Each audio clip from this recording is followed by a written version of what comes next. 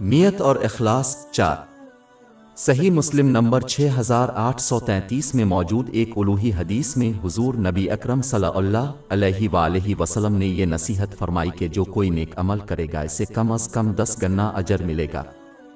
تمام اسلامی تعلیمات میں اعمال صالحہ کے لیے مختلف مقداروں کا اجر و ثواب کا اعلان کیا گیا ہے۔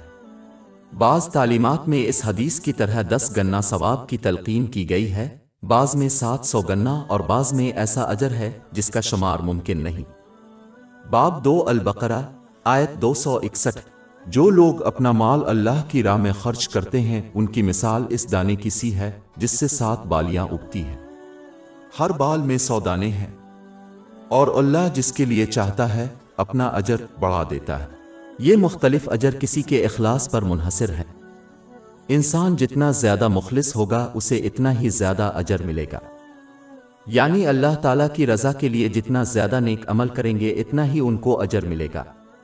مثال کے طور پر جو شخص کسی حلال دنیاوی نعمت کی خواہش کیے بغیر صرف اللہ تعالیٰ کی خوشنودی کے لیے عمل کرتا ہے، اسے اس شخص سے زیادہ اجر ملے گا جو اللہ تعالیٰ کی خوشنودی کے لیے عمل کرتا ہے اور حلال دنیاوی نعمت کا طالب ہے۔